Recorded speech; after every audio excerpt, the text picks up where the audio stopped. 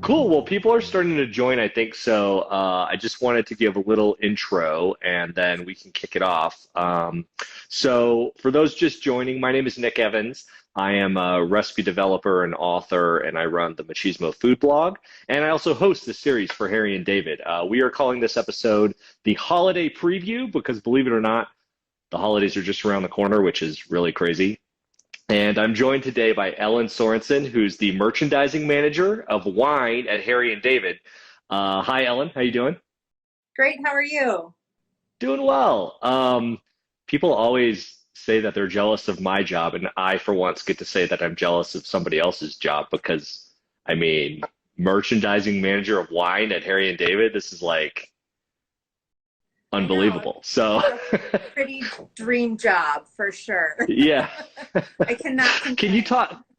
Can you tell us a little bit about your sort of career at Harry and David, like how you got into the company and how you got into wine, and just talk us through some of your experience there? Sure. So my background, I have a background in wine. I am a certified sommelier through the Court of Master Sommeliers. Oh, I've wow. growing up, yeah, and I've been in the industry for a little over a decade now. I feel like I keep saying that. I keep getting older, and I forget to keep adding my age up to that.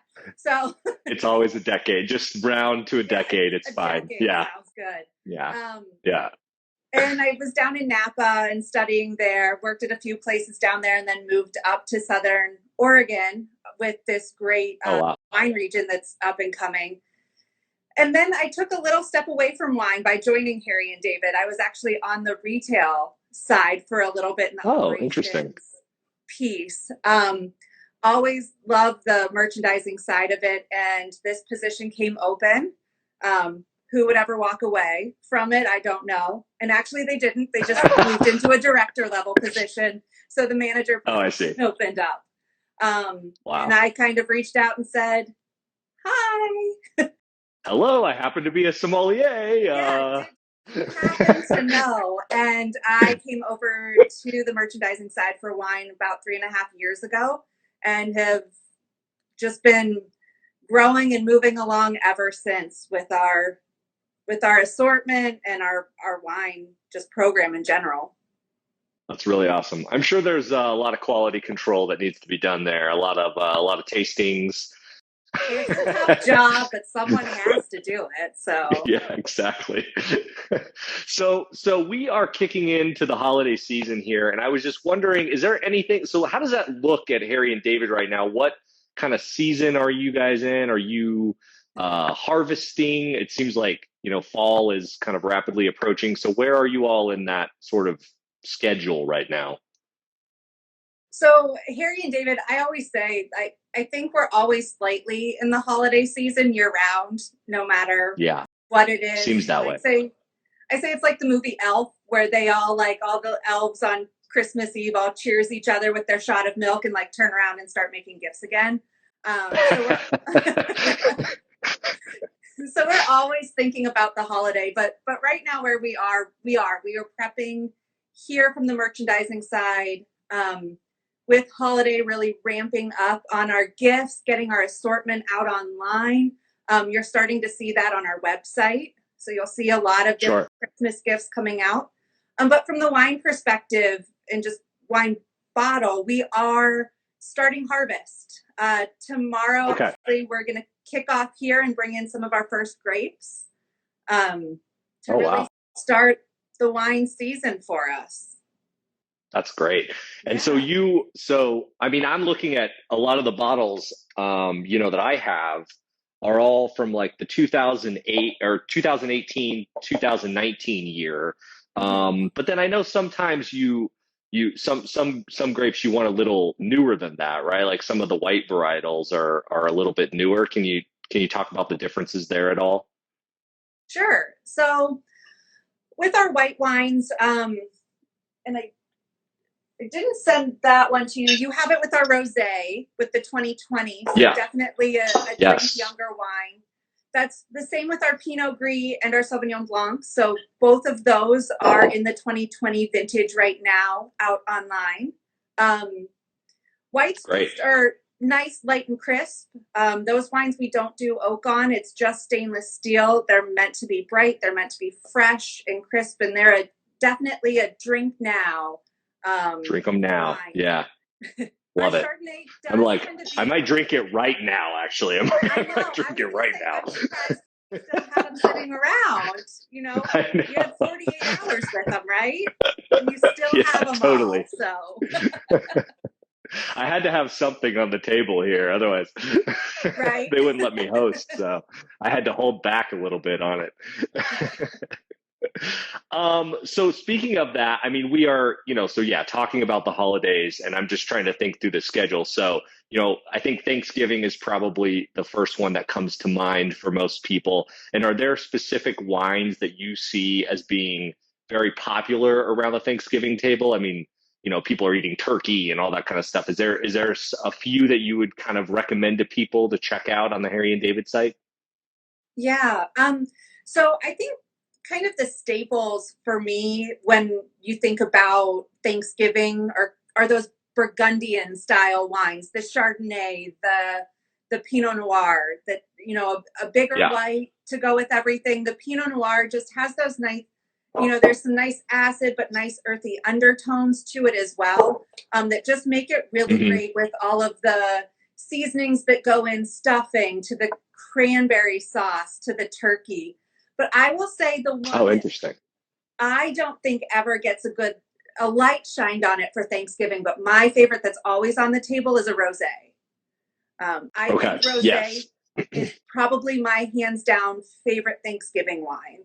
It can hold up to the bigger flavors, but it's nice and crisp with some nice acidity that can also balance out some of the lighter flavors. I think it's just an all around great one to go with a turkey dinner. That's awesome. You know what we did last year, and I just thought of this, that was really fun. That would have, I think, you can tell me if I'm wrong, but would have been nice with a rosé is we had like an oyster appetizer during Thanksgiving, kind of like a raw bar thing. And I, looking at this now, I'm like, it would have been really nice to have like a nice, bright sort of wine to pair with that. So I might be redoing that again this year, and the rosé might be on the menu. So that would be so nice. And yeah, I'll be over for that one. Totally. Come on down. 100%. Come on down to Denver. So after, then we're going to we move very quickly into like the Christmas season. And I think when people are thinking about Christmas meals, they think about, kind of heartier cuts, like big prime rib roasts and stuff like that. I assume that the wines kind of switch gears a little bit there, or is that like what do you see on your end from when sort of that transition happens? Definitely, I'm right on board with you. Prime rib is on our table this year. Have some family coming into town, so we're excited to be cooking that. And for us, a cab will be sitting on our table. So nice, big, fuller bodied, has some nice tannin to stand up to some of that fat that's going to be marbled into that prime rib. Yep, right there. So you have our cab. We also have a reserve cab as well. Yep. It is super limited, so that one didn't get sent your direction at this moment. I'm sorry. Well, maybe I'll buy a bottle for myself. I'll see if I can get my hands on it. At the time, I didn't have It's hard to find, I'm sure. Yeah. Yeah, but that one's just. I have the reserve Pinot. You do. I know you do have the reserve Pinot, which is lovely, just silky and really. I know. Yeah. All of a sudden, I'm going to have to crack open a bottle here soon. Can you tell me a little? I mean, you sent me this. I actually haven't tried this one before. This was the one I was considering opening. Actually, is the Royal Crest Red the blend? I feel like sometimes people, they think that blend means like kind of lesser quality because it's it's not a single grape. But can you talk a little bit about why you all love the blend so much and why people should enjoy it just as much as some of the other bottles? Sure thing.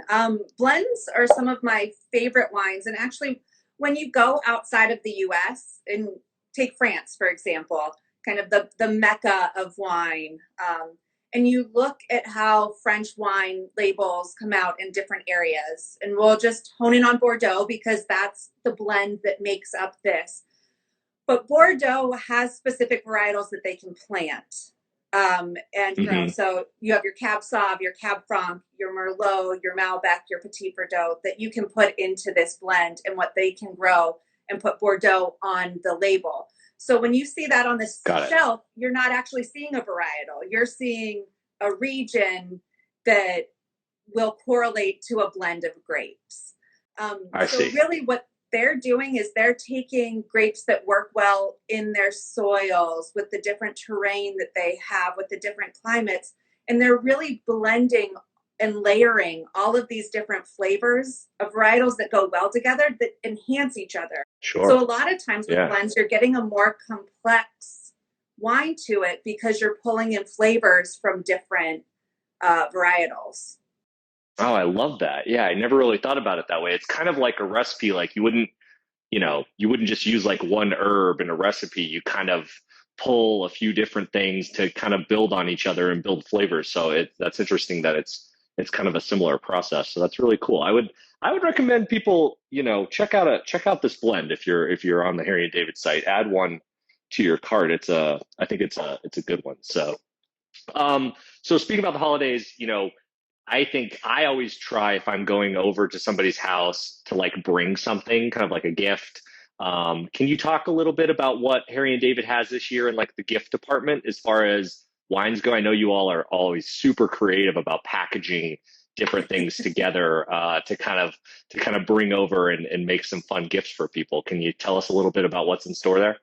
Definitely. Everyone's getting together a little bit more for the holidays, so we wanted to make sure we had some of those great, like hostess gifts, things that you can take. And so with that, there's two that I really would love, and I we developed them pretty much for this purpose. So one is for all of the people who love red wine and chocolate. It comes in a Yeah. great it's a great gift presentation where the wine sits on top and it has a little drawer where the chocolates pull out of it. So it comes in a Ooh. nice giftable look. But it's a great wine and chocolate gift. I'm gonna get that one for my mother-in-law for sure. My mother-in-law is getting that one. Yeah, it's you'll want to get it early because we started it last year and it was one of our top sellers. So we definitely are Oh, making really? more Okay, of good them tip. this I'm gonna year. order it. I'm Yeah, gonna we're order making it like more, as but soon as get it we on get your off. list early. Cool. We'll do. Pro tip. Pro tip. Exactly. And then another one that we did that's a little different for us is that it components, but it's a box that has one a bottle of wine and then an evergreen centerpiece to it. So nice, great giftable for the holiday that can sit out in the middle of a table, and just something that can be enjoyed by the host for the remainder of the holiday season. Oh, I love that. Yeah, kind of just like a centerpiece idea. Exactly. Yeah. Yeah, that's awesome. I love it. Well, I'm definitely going to order the wine and chocolate situation like today because I got to get that. You always got to get some points with the in-laws, and that sounds like a winner. Yes. Yes. Mine love chocolate covered cherries and moose munch. So Oh man, the moose munch. That one never makes it past my kids, unfortunately. They snag all that before it even gets to me. So awesome. Well, this is really awesome, Ellen. Thanks for taking the time today to chat and introduce us to some great wines and some great gifts. I would say everybody should check out the Harry and David site now. Order those gifts and keep going back and seeing all the fun stuff you guys are coming out with is really awesome. Um, I will say we're going to be back in a few weeks with another episode of this series. I'll be hosting it again, and we are going to be talking about literally the most popular gift that Harry and David offers. So I don't want to give it away, but if anybody has any guesses, you could leave a comment and say what you think it might be. But it's one of the most popular things that Harry and David offers. So it'll be a lot of fun. Um, So anyway, that's it today. Thanks again, Ellen, for your time. Again, my name is Nick, and we'll see you all again soon on the Harry and David channel. So thanks for tuning in. Thanks, Ellen. Thank you. Bye. Yep. Bye.